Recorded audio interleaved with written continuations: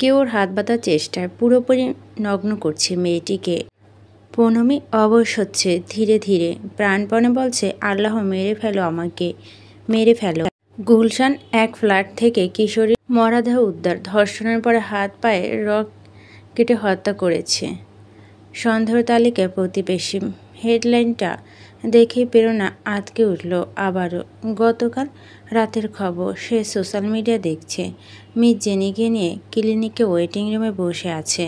সে waiting রুমের TV স্ক্রিনে খবরটি দেখে মিস জেনিকে করুণ কণ্ঠে বলো, মেয়েটার ক্লাস 8-এ পড়তো, তার উপরে বাক প্রতিবন্ধী ছিল, কি পশু।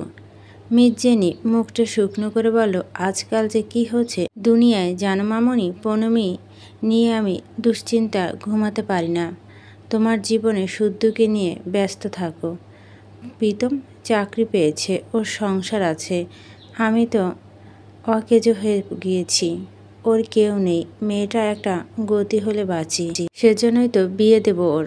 একটা অর্গানাইজেশনে আছে, জাতিসংঘের নতুন টাস্ক, ওই অর্গানাইজেশনে একজন মেম্বার খুঁজব পৌনমীর জন্য, যারা মানবিক স্বেচ্ছা প্রতিবন্ধী বিয়ে করা আজীবন সুখে রাখে। চিন্তা ভাবনার কিছুটা ওরকম আমার। আর প্র্যাকটিক্যালি ভাবতে গেলে পৌনমী মতো সুন্দরী আর গুণবতী মেয়ে বিয়ে করায় কোনো প্রতিবন্ধকতার জন্য আটকে থাকবে না। কথা থামিয়ে দেয় প্রেরণা। হঠাৎ খুব ছটফট করছে মন, কেমন অস্থির অস্থির লাগছে। সচরাচর এমন লাগে না, মনে হচ্ছে কি যেন নেই তার। পৌনর জন্য খুব চিন্তা হচ্ছে। গতকাল সন্ধ্যা বড্ড বেশি রাগারাগি করে ফেলেছে প্রেরণা। মেয়েটার সাথে এক্ষুনি কল করে কথা বলতে মন চাইছিল। ফোনটা পাশ থেকে বের করে প্রেরণা কল লাগাবে, এমন সময় রিসিপশনিস্ট এসে তাদের ডাকলো, মিস জেনেলিয়াকে স্যার ডাকছেন। আর কল করা হলো না প্রেরণার। ফোনটা পার্সে ঢুকে মিস জেনিকে নিয়ে উঠে দাঁড়ায়। গায়ের ফরকটা টেনে টেনে খোলা হচ্ছিল, আর পায়জামাও পৌনমীর পা দাপড়াচ্ছে। নেশা করে আছে বিধায় রাফিদের পদক্ষেপের টলমলে এক পর্যায়ে পৌনমী ওকে ধাক্কা দিতে সক্ষম হয়। সে বসে আছে গদির ওপর। এটা তার রুমের দরজার সামনে। ডান দিকে ঘুরে 3 কদম তার রুম, তারপর বামে 5 কদমে তার ড্রেসিং টেবিল, সেখানে তার ওয়াচ। ছুটছে পৌনমী, ছুটছে। ওয়াচটা হাতে নিয়ে সচল করে ফেলল। ডায়ালের কল লাগাতে পেরেছিল। ডায়াল কে ছিল জানা নেই পৌনমীর, কিন্তু কথা বলতে পারল না। রাদীপ এসে ওকে এবার বিছানায় ফেলল। পৌনমী হাত থেকে পড়ে যায় ওয়াচ। পৌনমী আর্তনাদ করে, ইরফান মির্জা প্লিজ, দয়া করুন। ওপাশ থেকে প্রীতমের আর্তনাদ, পৌনো শোনা কি হয়েছে? ইরফান মির্জা কি কোনো কথা বল, কি করছে ইরফান মির্জা? পরীর ক্লিনিকে ছিল প্রীতম, ইনু। প্রীতমের ছটফটানি দেখে পরী আর ইনু বোকার মতো ওর দিকে তাকিয়ে আছে। প্রীতম চেঁচায়, প্রণো, ইরফান কি করেছে? পৌনমীর জবাব দেয় না। সে বলে, ইরফান মির্জা আল্লাহকে ভয় করুন। তখনই পৌনমীর মুখ চেপে ধরে রাফিদ। প্রীতম ছটফটায়, কল কেটে চেঁচিয়ে উঠে ইনুর ওপর, খোদার কসম ইনু, আজ আমি তোমার মেজো দাদানকে জাস্ট খুন করে ফেলবো। ইনু অসুস্থ শরীর নিয়ে উৎকণ্ঠা নিয়ে উঠে দাঁড়ায়। প্রীতম ছুটতে থাকে। লোকজনের সাথে ধাক্কা লেগে ওর ফোন, ওয়ালেট সব কিছু পড়ে যাচ্ছে। ওর কোনো হুঁশ নেই। ক্লিনিক থেকে বেরিয়ে বাইক স্টার্ট করলো প্রীতম। বুকটা পুড়ছে, কান্না পাচ্ছে তার, চূড়ান্ত অসহায় লাগছে নিজেকে। পৌনমীর মনে হলো দম বন্ধ হয়ে মরে যাবে ও। আবার একটু ছাড়া পেল। পা দিয়ে রাফিদের 2 পায়ে মাঝে দুর্বল জায়গায় আঘাত করল কৌশলে। হার মানা পাত্রী পৌনমী নয়। সামান্য ব্যথা পেয়ে রাফিদ মুহূর্তে আওয়াজে কোকিয়ে ওঠে সে। পৌনমী চমকায়, এটা কার গলা? এটা ইরফান মির্জা নয়। এই গলা কার? চেনা চেনা, তবে এই মুহূর্তে পৌনমী মনে করতে পারছে না কিছু। সে বলে, কে আপনি? আপনিকে? খাটের পাশে রাখা ওড়নাটা তুলে রাফিদ পৌনমীর মুখ বাঁধে। প্রথমে ধস্তাধস্তি নগ্ন পৌনমী। ওর শরীর দেখে নরপিচাজটা চূড়ান্ত ঝাঁপিয়ে পড়ে। নিমিত্তে ওর হাত পাও বাঁধে। ড্রাগের প্রভাবে দিক দক্ষিণ হারিয়েছে জানোয়ারটা। কিছু ভয় নেই ওর। পুনমি চোখ বেয়ে জল গড়ায়, মনে মনে বলে, আল্লাহ আমাকে তুমি এইবার মেরে দাও, আর আমি ব্যথা কম পেতে চাচ্ছি। শেষবারের মতো আপুর কথা, ভাইয়ার কথা, শুদ্ধর কথা ভাবি, মীর চেনি সবার কথা ভাবছে পুনমি। ও মরে গেলে ওরা কেমন করে কাঁদবে, আপু নিজেকে কিভাবে সামলাবে। বুঝতে পারে ওর শরীরে কেউ আঁচড় বসাচ্ছে, ওর ছটফটানি পাদাপি তোরে ওকে নিয়ন্ত্রণ আনা দায়, তাই বেগ পোহাতে হচ্ছে নরপিচাষ্টার। পুনমি চেঁচাতে পায়, আমি ব্যথা কম পেতে চাচ্ছি, আমাকে একটা আরামদায়ক মৃত্যু দাও। রোজ গার্ডেন অ্যাপার্টমেন্ট থেকে মির্জা এন্টারপ্রাইজে হেড অফিস দূরত্ব আধা ঘন্টা। ইরফান 5 মিনিটের পথ অতিক্রম করে হুট করে ব্রেক কষে। তার বাইকের সাথে ঝুলিয়ে রাখা বইয়ের ব্যাগটা, নিক স্মিথের দি সেঞ্চুরি বইয়ের 3rd সিরিজটা সেখানে। সেটা পুনমিকে দিতে চেয়েছিল আজ। শান্তিনির থেকে বেরোনোর সময় বিশেষ কিছু নিয়ে বেরোয়নি সে। এটা ব্যতীত গতকাল রাতে ঘুমানোর আগে চোখে পড়তেই সিদ্ধান্ত নিয়েছিল বইটা উপযুক্ত হাতে তুলে দিয়ে আসবে। আজ জ্ঞানী আপা আদরের বোনের মুখে কুত্তা উপাধি শুনে মেজাজটা খিচে গিয়েছিল যে এটা হাতে রয়ে গিয়েছে। মাঝপথে বাইক থামিয়ে ইরফান বইটা কিছু পল দেখল। এটা এভাবে ফিরিয়ে নেওয়া ঠিক না, কুত্তা বলেই তো। ইরফান কুত্তা হয়ে যায়নি, আর কুত্তারা নিশ্চয় বই উপহার দেয় না। এটাকে ওই বিরতিবতী হাতে তুলে দিয়ে ইরফান মামলা খাবে, ইরফান জেলে যাবে। একটা জেদ চাপল মাথায়। ইউটার্ন করে ইরফান ছুটল রোজ গার্ডেন অ্যাপার্টমেন্টে। মুখে তার অস্পষ্ট হাসি। এবার গেলে কি করবে ভাবছে সে, কিন্তু ইরফানকে ধৈর্য রাখতে হবে, বড় বাবার মতো ধৈর্য। গোটা দালান শুনশান নিরিবিলি, লিফটে নেই কাকপক্ষী। ইরফান অ্যাপার্টমেন্টের সামনে গিয়ে কলিং বেলে সুইচ হাত রাখার আগে দেখল দরজাটা ভেজিয়ে রাখা। আশ্চর্য ইরফান খানিকটা বিরক্ত ওটা ভেবে হাট করে খুলে রেখেছে। কি অদ্ভুত। ইরফান তবুও বেল টিপতে চাইল। পরপর চাপা ভঙ্গিতে আওয়াজে কানে যেতে ইরফান হুট করে দরজা ঢুকল। ড্রয়িং রুমে সব কিছু এলোমেলো।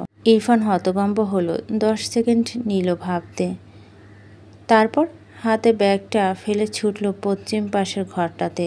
3 সেকেন্ডের মধ্যে ইরফান ফ্যাল করে তাকিয়েছিল। তারপর কোনো কথা না বলে গায়ের সমস্ত শক্তি খরচ করে রাফিদের ঘাড় চেপে ধরে তুলে এক প্রকার ছুঁড়ে মারল ইরফান। নেশার ঘোর কাটেনি রাফিদের। পড়ল গিয়ে একটা সুচাল সেলফের ওপর, কপাল ফাটল। ইরফান ওকে পাত্তা দিল না আর। তার শরীরে অবশ হচ্ছিল। গা ঝাড়া দিয়ে নিজেকে ধাতস্থ করে চুপচাপ গিয়ে বিছানায় চাদর টেনে মুড়িয়ে দেয় পুনমির শরীর। মেয়েটা শ্বাস নিতে পারছিল না ঠিকঠাকভাবে, শুধু মনে হচ্ছে দমটা বেরিয়ে যেতে চাইছে। ইরফান তখনও কোনো কথা বলেনি। সে ব্যস্ত পুনমির হাতের বাঁধন খুলতে। খুলল মুখে বাঁধন ছাড়া পেয়ে পুনমি গলা কাটা মুরগির মতো তড়পাচ্ছে। গলা থেকে আওয়াজ বেরোচ্ছে না, শুধু চোখ থেকে পানি ঝরছে। ইরফান বিছানা চাদর সমেত ওকে আলগায়। এক হাতে পুনমি গাল মুছিয়ে দিতে দিতে শান্ত গলা বলল, পুনু কিচ্ছু হয়নি। এই শোনো, কিচ্ছু হয়নি, রিল্যাক্স, কিচ্ছু হয়নি। পুনমি আর্তনাদ করে উঠে। ইরফান ওকে বুকের সাথে মিশিয়ে নিয়ে 2 চোখ বন্ধ করে একটা লম্বা শ্বাস ফেলে বলো, কিচ্ছু হয়নি, সত্যি বলছি, খোদার কসম কিচ্ছু হয়নি। পুনু তুমি ঠিক আছো, বুঝতে পারছো? 2 হাতে ঝাঁকুনি দেয় ইরফান পুনমিকে। পুনমি থামে না, তার দম বেরিয়ে যাচ্ছে, তবুও তাকে কাঁদতে হবে। ইরফান পাগলের মতো চুমো খেতে থাকে ওর দুগালে। উন্মাদের মতো বিড়বিড় করে বলে, থামবে তুমি নাকি আমি একটা খুন করব? পুনমি থামছে না, পা দাপড়াচ্ছে, চুল ছিঁড়ছে নিজের, আর মুখ দিয়ে কেমন অদ্ভুত শব্দ করছে। ইরফান বুকের সাথে চেপে ধরে রেখেছে, ওকে শান্ত করতে পারল না। ওকে বুকের সাথে মিশিয়ে রেখেছে নিজেকে শান্ত রাখতে। শরীরের রক্ত টকবক করে ফুটছে। শেষবারটা হার মানে ইরফান। তাকে বিধাতা এত সংযত দেয়নি যে। পুনমিকে রেখে উঠে দাঁড়িয়ে পাগলের মতো আশেপাশে তাকায়। রাফিদকে ইরফান মেরেছে খুব নির্দয়ভাবে। চেঁচাতে চাইলেও চেঁচাতে দেয়নি। পা দিয়ে মুখ চেপে ধরে রেখে ছুরি দিয়ে কুপিয়েছে। ছুরিটা পুনমির বেডসাইড টেবিলে রাখার ফলের ঝুড়িতে ছিল। ছুরিতে ধার ছিল কম, থেতলে কেটে রাফিদের চামড়া, তবে কেটেছে। আশেপাশে দুনিয়ায় কি হচ্ছে পুনমি শুনছে না। সে ব্যস্ত নিজেকে ঢাকতে, নিজেকে আরও ঢাকতে চায় সে। আরও ইরফান নিজেকে উন্মাদনা থামিয়ে ওকে দেখছে, ছুটে যায় ওর কাছে, রক্তাক্ত দুহাতে দুগাল চেপে ধরে বলে, বোকা মেয়ে, কিচ্ছু হয়নি। হয়েছে, কিছু হয়েছে। আমি জানি অনেক কিছু হয়েছে। ও দেখলো আমায়, ছুলো আমায়। পাগলের প্রলাপ বকছে যেন পুনমি। ইরফান আরও শক্ত করে চেপে ধরে পুনমির গাল, চেঁচিয়ে বলে, ও মরে গিয়েছে? আপনিও দেখলেন আমি তোমার স্বামী। পুনমি এসব কিছু শুনতে চায় না। সে অযথায় মোস্টামুষ্টি করতে থাকে। কি যাচ্ছে সে নিজে জানে না। ওপাশে দাপাদাপি করছে রাফিদ। প্রাণটা পুরোপুরি যায় না জানোয়ারটা। ইরফান চুপচাপ পুনমিকে নিজের সাথে মিশিয়ে রাখে। বিড়বিড় করে, একটু শান্ত হয়, এতে কিছু হয় না। তোমার কিচ্ছু হয়নি, তুমি সেফ। এখানে মিশে থাকো, আমায় কসম তুমি পৃথিবীর সবচাইতে সেফ জায়গায় আছো। প্রীতম ঢুকলো অ্যাপার্টমেন্টে। ছুটতে ছুটতে পুনমিকে ডাকতে ডাকতে রাফিদের নিথর দেহ নজরে পড়েছে পুনমিকে জড়িয়ে ধরে রাখা ইরফানকে। তীব্র ক্রোধে ইরফানের ওপর আছড়ে পড়ল প্রীতম। আঘাত করতে থাকলো নির্দয়ের মতো। ইরফান চুপচাপ ঘুষিগুলো হজম করে নেয়। প্রীতমকে বোঝাতে চাইল না কিছু। সে ব্যস্ত পুনমিকে আলগাতে।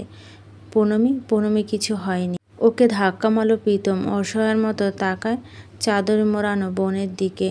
ভেবে নিল সব শেষ। কান্না পাচ্ছে। বোনকে ইরফানের হাত থেকে ছাড়িয়ে নিয়ে দু গালে চুমু খায়। আমি ভাইয়া পুনো, সব ঠিক আছে, সব কিছু। প্রেরণা আসে মিস জেনিকে নিয়ে। মায়ের হাত ধরে আছে শুদ্ধ। প্রেরণা বোকার মতো তাকিয়ে থাকে আছে প্রীতম, পুনমি আর ইরফানের দিকে। মিস জেনি আকস্মাৎ নিজের মুখ চেপে ধরে, অন্য হাতে চেপে ধরে শুদ্ধর চোখ। মিনিটখানেক পর প্রেরণা নিস্তেজ কণ্ঠে মিস জেনিকে বলো, শুদ্ধকে এখান থেকে নিয়ে বেরিয়ে যান মিস জেনি। মিস জেনি থরথর করে কাঁপছে। শুদ্ধ টানতে টানতে বেরিয়ে যায় ঘর থেকে। প্রেরণা ছুটে গিয়ে ইরফানের হাত থেকে ছিনিয়ে নিয়ে বোনটাকে বুকের সাথে মিশিয়ে নিয়ে বলে, সোনা, কিছুই হয়নি, ঠিক আছে, আমরা সবাই এখানে আছি। পুনমি স্বাভাবিক অবস্থায় ফেরেনি তখনও। বিড়বিড় করছে, হয়েছে আপু, ওরা দেখে নিয়েছে আমাকে। ইরফান চেঁচায়, এই মেয়ে, আমি বলছি। প্রেরণা বোনকে ধরে রেখে ইরফানের উপর চেঁচায়, তুমি চুপ করো। হঠাৎ থেমে যায় প্রেরণা। ততক্ষণে ওপাশে মেঝেতে পড়ে থাকা রাফিদের রক্তাক্ত পরিচয় দেখে আঁতকে ওঠে প্রেরণা। তাকায় ইরফানের দিকে। ইরফান প্রেরণার দিকে তাকিয়ে নিরুদ্দেশ ঠান্ডা স্বরে বলে, শেষ। রাফিদ কাঁপা গলায় বিকট আওয়াজ চেঁচায় প্রেরণা। বোনকে জড়িয়ে ধরে ইরফানের দিকে তাকিয়ে বলে, কখন এসেছো তুমি? ততক্ষণে প্রীতম দূরে পড়ে থাকা ছুরিটা তুলে নিয়ে ইরফান ওকে ধরল। তুই হাত লাগাস না, ও শেষ, আর হাত লাগাস না। কেটে ফেল প্রীতম, ছাড় আমাকে, ওকে টুকরো করব আমি। উঠল প্রেরণা। প্রীতমকে পেছন থেকে ঝাপটে তোলো। ইরফানের দিকে তাকিয়ে কেঁদে ফেলো। করলেটা কি তুমি? মেরে দিলে কি হবে এখন? ইরফান কিছু না বলে প্রীতমকে ফেরাচ্ছে। প্রীতমের হাত থেকে ছুরি নেওয়ার চেষ্টা আছে। ঠান্ডা গলায় বলছে, পুনো ঠিক আছে, তুই ওটা ফেল। পুনমি ঠিক নেই। পুনমি এই দুনিয়ায় নেই। ওপাশে ধস্তাধস্তি হচ্ছে, সেসবে পুনমির কানে যায় না। সে অন্য ভুবনে এখন। পার্থিব কিছু তাকে ছুঁতে পারছে না। সে কেন সবসময় তার সাথে? কেন ওরা দেখে নিল সব কিছু? পুনমি অসহায় ছিল, আর চূড়ান্ত অসহায়। পুনমি কিচ্ছু গোপন রইল না পুরুষের সামনে, কিচ্ছু না। মাথা ঘুরছে পুনমির। এমন সবসময় হবে, তার সাথেই হবে। সে না থাকলে আর হবে না। আপু কাঁদছে, সে না থাকলে এভাবে আপুর বারবার কাঁদবে না, ভাইয়াও কাঁদবে না। উঠে দাঁড়ায় পুনমি। চিন্তায় এলোমেলো মস্তিষ্ক। চাদরে নিজেকে পেঁচিয়ে ধরে রেখেছে। সে বসে আছে তার রুমের বিছানায়। এখান থেকে ডান 5 কদম দিলে দরজা, দরজা থেকে 8 কদম দিয়ে ডানে ঘুরলে কিচেন। পূর্ণকে সেখানে যেতেই হবে। পূর্ণমী এলোমেলো পায়ে ঢুলতে ঢুলতে চলল। জানার নখের আঁচড় জ্বলছে গা। পূর্ণমী ছুটল কিচেনে। ওকে কেউ দেখল না। প্রেরণা ভাই আর ইরফানের রেখে মাথা ঘুরিয়ে দেখতে গেল। পূর্ণমী কিচেনের দিকে গেল চাদর পেঁচিয়ে। প্রেরণা দৌড়া পিছু পিছু। ততক্ষণে কিচেনের দরজা লাগিয়ে দিয়ে পূর্ণমী। প্রেরণা ঘুরে উত্তরের পাশে রেলিংয়ের দেওয়ালে জানালার কাছে গিয়ে হাত বাড়িয়ে ধাক্কা দিয়ে কিচেনের জার ফেলে দেখল পূর্ণমী কিচেনাময় কিছু হাতড়ে বেড়াচ্ছে। পাগলের মতো কিছু খুঁজছে। প্রেরণা চেঁচায়, কি করছিস পুনঃ? দরজা খোল, আমার কাছে আয়। পূর্ণমী খুঁজছে গ্যাস স্টোভ। এটা তো ডান পাশে লোয়ার কেবিনের ওপরই ছিল। পূর্ণমী এখন খুঁজে পাচ্ছে না কেন? হাতড়াতে পূর্ণমী দুবার হোঁচট খেয়ে পড়ল। আবারও উঠে দাঁড়ালো। প্রেরণা অসহায়ের মতো বোনকে দু পলক দেখে ছুটল রুমের ভিতর। ইরফান প্রীতমের দিকে তাকিয়ে আর্তনাদ করে উঠল, থামবি তোরা? কিচেনের দরজা ভাঙ, পূর্ণকে বের কর। প্রীতম হাত থেকে ছুরি ফেলে দৌড়ায়। ইরফানও গিয়ে ধাক্কা লাগায় কিচেনের দরজা। ততক্ষণে গ্যাস স্টোভ খুঁজে পেয়েছে পূর্ণমী। কাঁপা কাঁপা হাতে হাতুড়ে চুলা অন করে গায়ের চাদরে এক অংশ আগুন লেগে দাঁড়িয়ে থাকে। পূর্ণমী ঘুরে জানালার কাছে গিয়ে এই দৃশ্য দেখতে পেয়ে আকাশ পাতাল এক করে চেঁচিয়ে উঠল, না পূর্ণ, এমন কিছু করবি না তুই। চাদর ফেল বলছি। ওর প্রীতম, দরজা ভাঙছিস না কেন? গায়ে সমস্ত শক্তি খরচা করে লাথি বসায় ওরা দুজন। ততক্ষণে আগুন পূর্ণমীর শরীরে স্পর্শ করতে শুরু করেছে। সে দাঁড়িয়ে আছে চুপচাপ, নিরুদ্বেগ। পার্থিব কোনো ব্যথা তাকে ছুঁতে পারছে না। প্রেরণা ডুকরে কেঁদে লোহার মাথা ঠেকে বলে, সোনা, আমি মরে যাব, তোর পায়ে পড়ছি, সরে আয়। হাহাকার করে কাঁদতে থাকলো প্রেরণা। সোনা, আমি মরে যাব। দরজা লাথির পর লাথি বসাতে থাকলো ইরফান, প্রীতম আর চুপচাপ জ্বলতে শুরু করলো পূর্ণমী। ভুবন মোহিনীয় সৌন্দর্য, গালে একটা লাল তিল। সে খুব ভালো গান করে। ভাইয়া আপুর বড্ড আদরের, আর কারো বিরক্তবতী। সেন্ট্রাল সিটি হসপিটালের দোতলায় এত লোকের সমাগম দেখে আগন্তুকরা ঘাড় ঘুরে দেখছে আসতে যেতে। এখানে কি হচ্ছে? এত হাহাকার কেন? মেয়েলিশর বিলাপ করছে একটানা। এক পাশে মেঝেতে দেয়ালে পিঠ ঠেকে উদ্ভ্রান্তের মতো বসে হাঁপাচ্ছে প্রীতম। দূরে এক পাশে ইরফান চুপচাপ দাঁড়িয়ে আছে। তার মুখভঙ্গি শান্ত। শুধু কিছুক্ষণ পর পর কপাল কুঁচকে প্রেরণাকে দেখছে, যাকে মির্জাবাড়ির মানুষগুলো সান্ত্বনা দিচ্ছে। প্রেরণা কোনো সান্ত্বনা খুঁজে পাচ্ছে না। বুক চাপড়াচ্ছে। অস্পষ্ট উচ্চারণে বারবার বলছে, সব আমার জন্য। আমি এর দায় কী করে এড়াবো? আমার জন্য হয়েছে সব কিছু। ওই জানোয়ারটাকে বহু আগেই আমার শাস্তি দেওয়া উচিত ছিল। আমি দায়ী। আমার উদাসীনতার জন্য এসব আমি দায়ী। ইনু প্রেরণাকে ধরে রেখেছে। কাঁদতে কাঁদতে বলে, চুপ করো আপু। দুজন নাচ এসে প্রীতম আর ইরফানের হাতে ফার্স্ট এজ করে দিয়েছে। আগুনের ছ্যাঁকা লেগেছে দুজনের হাতে। প্রীতম নির্জীবিত, তার কোনো হুঁশ নেই। তবে ইরফান নার্সের সাথে খিটখিট করছে, লাগছে না। সরুন। অল্প বয়সী নার্স ধমকে দূরে সরে দাঁড়ায়। স্বামী মির্জা, ইলহাম মির্জা শান্ত চোখে ছেলেকে দেখছে। শুদ্ধ ঋতুর কোলের মধ্যে গুটিসুটি মেরে বসে আছে। ঋতু ওর গলা জড়িয়ে ধরে রেখেছে। প্রেরণা হুহু করে কাঁদছে। আবারও বলছে, আমি দোষী। মির্জেনি কেঁদে ওঠে, তুমি দায়ী হলে আমিও তো দায়ী প্রেরণা। আজ যদি আমি ডাক্তারের কাছে না যেতাম তবে এসব হতো। ইনু প্রেরণাকে আলগায়, দু চোখের পানি মুছে দিয়ে বলে, মির্জেনি ঠিক বলছে আপু, তুমি দায়ী হলে আমিও দায়ী। আজ যদি আমি অসুস্থ না হতাম তবে প্রীতম তো যেত না আমার কাছে পূর্ণমীকে একা ফেলে। আর না, এসব ঘটত। আমরা সবাই দায়ী। তুমি কেঁদো না। প্রেরণা কোনো বুঝ নিচ্ছে না। দুপাশে চুপচাপ মাথা ছাকিয়ে কাজ। এত লোকের বিধায় গম গম করছিল জায়গাটা। ডক্টরের বিরক্ত লাগলেও ক্ষমতাসীন মির্জা ফ্যামিলি বিধায় একটু শব্দ করছে না। শুধু একজন এসে বলছে, দয়া করে একটু আস্তে কথা বলুন। পূর্ণমীর ক্যাবিনে দুজন নার্সে একজন পূর্ণমীর ডান হাতে 4টে আঙ্গুলের ড্রেসিং করিয়ে দিচ্ছে। একজন নার্স একটা হসপিটালে ফতুয়া আবৃত করেছে ওর শরীর। কাজটি করতে করতে সে বেশ লজ্জা পাচ্ছে। বারংবার না চাইলেও চোখ পড়ছে পূনমীর শরীরে। এত সুন্দর একটা মেয়ে এভাবে নিখুঁত। পূনমীর সৌন্দর্য চোখে বিচ্ছে নার্সের। সে দ্রুত ওকে পোশাকে আবৃত করে হাত সরিয়ে নেয়। এই এত সুন্দর বলে মেয়েটির ওপর এমন জঘন্য হামলা হলো। সৌন্দর্য কি এই মেয়েটির জীবনে অভিশাপ নাকি মেয়েটির কপাল? পরি ঘন ঘন শ্বাস ফেলছে পূনমীকে একটা ইঞ্জেকশন দিয়ে।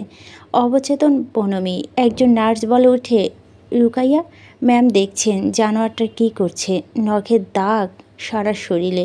পরি কোনো কথা বলে না। কপাল ভালো ঠিক সময় অজ্ঞান হয়ে গিয়েছে, নয়তো আগুনে। এসব প্লিজ বলো না। আর শোনো, ওর জ্ঞান ফিরলে ওর কানের কাছে এসব নিয়ে কথা বলো না। মেয়েটা এমনিতেই লাজুক। একটা পারিবারিক আবহাওয়া বজায় রাখতে ঠিক আছে। পরি নিস্তেজ হয়ে বলে ওদের কথাগুলো। নার্স বলে, জি ম্যাম। ঠিক তখনই আরেকজন নার্স কেবিনে ঢুকে বলে, ম্যাম বাইরে পুলিশ এসেছে, আপনি আসুন। পুলিশ এসেছে ইরফান মির্জাকে অ্যারেস্ট করতে। তার বিরুদ্ধে অভিযোগ অ্যাটেম্প টু মার্ডার কেসে। রাফিদকে নেওয়া হয়েছে ঢাকা মেডিকেল আইসিসিতে পুলিশের হেফাজতে। ইন্সপেক্টর এলেন দুজন কনস্টেবল নিয়ে। ইহান তাজওয়ার মির্জা মুখোমুখি। ইন্সপেক্টর ঘুরে প্রত্যেককে একবার করে দেখে ইরফানকে বলল, আপনি সম্ভবত ইরফান মির্জা? জি, ঠান্ডা স্বরে জবাব দিল। আমাদের সাথে চলুন, আপনার বিরুদ্ধে অভিযোগ। যাব, একটু অপেক্ষা করতে হবে আপনাদের। উপস্থিত প্রত্যেকে ভীষণ শান্ত। পুলিশ ইন্সপেক্টরের স্বামী নিয়ে আসার দিকে তাকায়। ঋতু আর ধৈর্য রাখতে পারে না, ছুটে এসে নিজের ছেলেকে জাপটে ধরে ইন্সপেক্টরে বলো, এটা কেন? ও তো এবার কোনো ভুল করেনি, মেয়েটাকে বাঁচিয়েছে, এটা কি অপরাধ? বাকি সবাই চুপচাপ। ঋতু কাটছে। ইন্সপেক্টর বলে, এটা আইনের হাতে তুলে নেওয়া। আমরা আইনের লোক। আপনার মতো সাধারণ নাগরিক হলে আমিও চাইতাম উনি অ্যারেস্ট না হোক। ঋতু ছেলেকে ছাড়ে না। প্রেরণা কান্না থামিয়ে ঋতুর মুখের দিকে তাকিয়েছে। ইরফান শান্ত স্বরে ঋতুকে বলো, মাম্মা ছাড়ো। ঋতু ছাড়ে না। তার ছেলে দোষ না করেও জেলের ভাত খাবে, এটা সে মানবে না। ইরফান পুলিশ ইন্সপেক্টরকে বলল, আমাকে কিছুক্ষণ সময় দিন। আমার ওয়াইফের জ্ঞান ফিরলে তার সাথে একটু কথা বলে তারপর যাব। এই বড় বাবা, তুমি কিছু বলছো না কেন ওনাদের? ইন্সপেক্টর বলেন, এটা আমরা পাচ্ছি না, আপনাকে নিতেই হবে এক্ষুনি, চলুন। ইরফানের রাগ চাপলো। রেগেমেগে ইহানের দিকে তাকায় পাপা আর বড় বাবার দিকে। চেঁচিয়ে বলে, কিসের ক্ষমতা তোমাদের? একটু সময় চাইছি। আমার মেজাজ কিন্তু খারাপ হচ্ছে। আপনি সিনক্রেট করবেন না, চলুন। ইরফান যাবে না এখন, মানে যাবেই না। পুলিশের সাথে চেঁচামেচি করছে, চেঁচাচ্ছে বাড়ির লোকেদের ওপর। এক পর্যায়ে একজন কনস্টেবল হ্যান্ডকাপ নিয়ে এগুলি রেগেমেগে এক ঘুষি বসিয়ে দেয় কনস্টেবলের নাকে। স্বামী নিয়ে আসা অগ্রসর হচ্ছিল ইন্সপেক্টরের সামলে নিতে। ছেলের এমন হঠকারী কাণ্ডে তাজ্জবনে গিয়েছে সে। ইলহাম মির্জার ছেলে দুশ্চিন্তা এক হাত কপালে চেপে বসেছিল। এক পর্যায়ে দু হাত কপালে ঠেকিয়ে দিল। হাহাকার করে উঠল তার ভিতরটা। এই ছেলের কি হবে? ইহান টেনে আনলো ইরফানকে। ইন্সপেক্টর বলেন, এত উগ্র মেনে নেওয়া যায় না, সরি। এরপর সে নিজেই হ্যান্ডকাপ লাগায়। ইরফান তবুও মোস্রামুসরি করছিল। স্বামীনের দিকে তাকিয়ে অসহায় মতো বলল, পালাবো না আমি। কিছু তো করো প্লিজ। ভেতরটা পুড়ছে স্বামীনের। বাইরে এসে যথেষ্ট শান্ত। ছেলে মুখের দিকে তাকিয়ে শান্ত স্বরে বলো, সরি বাবা, তুমি যাও, আমরা আসছি। ইরফান চোখ বন্ধ করে ঘন ঘন শ্বাস নেয়। প্রেরণা ও প্রীতম ওকে চুপচাপ দেখছে। ইহান এসে ভাইয়ের একটা হাত ধরে বলো, জ্ঞান হারিয়েছে শুধু, এত অস্থির হোস না, একটু কথা বলবো, আমরা সামলে নেব। ইরফান মানতে চাইছে না। হাত খোলা থাকলে কি করতো কে জানে। প্রেরণা তখন নিজেকে সামলে নিয়ে ইন্সপেক্টরকে বলে, ওর বিরুদ্ধে অভিযোগ করেছে কে? ভিকটিমের বাবা মা। ও তো আত্মরক্ষার জন্য এটা করেছে। রেপিস্টের বাধা দেওয়া রেপিস্ট ওর ওপর ঝাঁপিয়ে পড়েছে একে আহত করতে, নিজেকে বাঁচাতে। আপনারা একটু বেশি আমার বোনের সুস্থ সাক্ষী দেবে। সরি, তবে এটি আপনাদের প্রমাণ করতে হবে। প্রাথমিক তদন্ত অনুযায়ী আমরা এগোচ্ছি। আর আত্মরক্ষার জন্য এভাবে কোপায় কেউ কাউকে? ম্যাডাম, যাই হোক না কেন এটা ক্রাইম। তবে হ্যাঁ, ব্যক্তিগতভাবে আমি ভীষণ খুশি ওনার উপরে। একটা কথা বলবো, আইনের অনেক ফাঁকফোকর আছে, আপনারা ঠিক একটা রাস্তা পেয়ে যাবেন আশা করি। ইরফান নামছে না। ইহান ভাইয়ের কাঁধে হাত চেপে বলছে, একটু শান্ত হ, আমরা আসছি না। কি করবি? অপেক্ষা কর, তুই যা, আমরা সবাই ওর কাছে আসছি। প্রেরণা ঘুরে ফিরে নিজের পার্স খুলতে লাগলো। সোফার ওপর থেকে পার্স তুলে ইন্সপেক্টরকে বলো, নিউটাউনের মডেল থানা থেকেই তো। আমরা আমাদের কেস ফাইল ওই থানায় করব। ওই পশুটা যাতে সুস্থ হলে 1 সেকেন্ডে স্বস্তির শ্বাস ফেলতে না পারে। আইনের হাতে তুলে নেওয়ার জন্য আপনাদের এত তৎপরতা। আশা করছি ধর্ষণের চেষ্টা একটা নরপশুকে একটু রহম করবেন না আপনারা। আমি চাচ্ছি ও বেঁচে থাকুক। মৃত্যু খুবই সহজ শাস্তি হয়ে যাবে। প্রীতমের দিকে তাকিয়ে প্রেরণা বলে, চল আমার সাথে। আপু ওর জ্ঞান ফিরতে ঢের দেরি, আগে কাজ আগে। এক পলক ইরফানের দিকে তাকায় প্রেরণা, তবে মুখে কিছুই বলে না। ঋতু ইরফানকে নিয়ে যাওয়ার পরই ঘণ্টাখানেক আহাজারি করে স্বামীর বুকে মাথা ঠেকিয়ে ভাসুরের কাছে গিয়ে তর্পেছে। আপনাদের কত টাকা? কয়েকজন পুলিশ কিনতে পারছে না এ কেমন নির্লিপ্ততা আপনাদের? এত স্বচ্ছতা দিয়ে কি হবে? আমার ছেলেকে ছাড়িয়ে আনে, নয়তো আপনাদের ওই বেহুদা টাকার কেনা পানিও আমি স্পর্শ করব না। স্বামী বোঝাতে পারল না ভাই আর ভাইয়ের বউকে। পরিস্থিতি এতটাই হাতের বাইরে যে সবটাই চাইলেও হুট করে ঠিক হবে না। একটা আলোকিত ইস্যু হয়ে গিয়েছে এটা ইতিমধ্যেই। আর কিছুক্ষণের মধ্যেই হয়তোবা ছাড়িয়ে যাবে সর্বত্র। পরিস্থিতি কতটুকু থাকবে ইরফানের পক্ষে? আজ কি ইরফানের আদৌ কোনো দোষ ছিল ওই পরিস্থিতি? প্রীতম কি এটা করতো না? ইহান কি করতো না? স্বামীন কি করতো না? যে কোনো পুরুষ কি এটা করতো না? করতো তো। থানায় একটা সেলফে ইরফানকে একা রাখা হয়েছে, এটা অবশ্য ইহানের অনুরোধে। বাইরে ক্রিমিনালদের সাথে রাখলে আবার কখনো না কখনো কোনো বিষয় নিয়ে তাদের ওপর চড়া হয়। তার মাথা খারাপ ছোট ভাই, তাই এটা করছে ইহান। ইরফানের সাথে এসে ইহান আর ইসমাম মির্জা পুলিশ কাস্টডি যাওয়ার পর থেকেই ইরফান চুপ হয়ে আছে, মুখটা শুকনো। চূড়ান্ত পর্যায়ে অসহায় এক নাদান শিশু লাগছে। ইহানের বড্ড মায়া হচ্ছে ভাইকে দেখে। এমন একটা দীর্ঘশ্বাস ফেলে বলো, খাবি কিছু? ইরফান নিশ্চুপ ভাইয়ের হাতের ওপর হাত রাখলো। ওকে বোঝাতে, ইহান চিন্তা করিস না, পনু ঠিক থাকবে। আমি ওকে তালাক দিব না দাদান। এবার একটু বেশি মায়া লাগলো ইহানের। গম্ভীর হয়ে বলল, কেন গিয়েছিলি আজ ওখানে প্রেরণা আপুর কাছে? কেন? ওই তোর বড় বাবা বলল না ভদ্রতা বজায় রেখে পরিস্থিতি সামলাতে? কেন অপরাধ করেছি গিয়ে? না বেশ করেছি। সেলের লোহার শিকের মধ্যে থেকে হাত বেরিয়ে ভাইয়ের চাপড়া ইহান ইসমাম দুই ভাইয়ের কথাবার্তা শোনে এমন একটা দম বন্ধ করা পরিস্থিতিতে। ও এরা এখন কি শান্ত? সে বলো, তুই খাবি কিন্তু ইরফান? আমি ডাবেনে দেব। বিরক্ত হয় ইরফান। এই ছোট বাবা, এখন এত আদর দেখিও না তো। তখন তো 3 ভাই কুলুয়েটে দাঁড়িয়েছিলে মুখে। আমাকে হিড় হিড় করে টানতে টানতে আনবে না? একজনকে বায়োস্কোপ দিয়েছ তুমি, তাও তো মরল না শালা। চোয়াল শক্ত হয় ইরফানের। ইহান নিমিষে দেখছে ভাইকে। খানিক বাদে ইরফান মাথা তুলে দাদানকে বলো, ও খবর একটু জেনে এসো। জেনেছি, জ্ঞান ফেরেনি। লম্বা শ্বাস ফেলে ইরফান বলে, কমপক্ষে 5-7 বছর সাজা তো। পরিস্থিতি বিবেচনায় বাড়তে কমতে পারে, উকিল ধরব। শান্ত স্বরে আওড়া ইহান। ইরফান বলে, হলে অসুবিধে নেই, এটা কোনো ব্যাপার না, দেখতে দেখতে কেটে যাবে। মেলান হাসে ইহান। তারপর কি করবি? বেরিয়ে আমার প্রথম কাজ হবে ওকে তুলে আনা। রাফিদের নামে ধর্ষণের চেষ্টা এবং হত্যার চেষ্টা মামলা হয়েছে থানা প্রাঙ্গণে। রাজ্যে ভিড়, সাংবাদিকদের ভিড় ছিল হসপিটালের সামনেও। ওখানকার সাংবাদিকদের ইয়াসা মির্জা সামলেছে। বর্তমান এসপি নিতান্তই ভদ্রলোক। তিনি প্রেস ব্রিফিংয়ের শেষে সাংবাদিকদের পাঠিয়েছেন ওসির কাছে। ওসি রন হিমশিম খাচ্ছে। থানার সামনে বিশাল জটলা। ছাত্র শ্রেণী, ছেলেমেয়েরা উত্তেজিত। জানা গেল এরা কেউ কেউ ছায়ানটের সদস্য, কেউ মহিলা কলেজের শিক্ষার্থী। আন্দোলন করছে ইরফান মির্জার অপরাধ মওকুফের জন্য।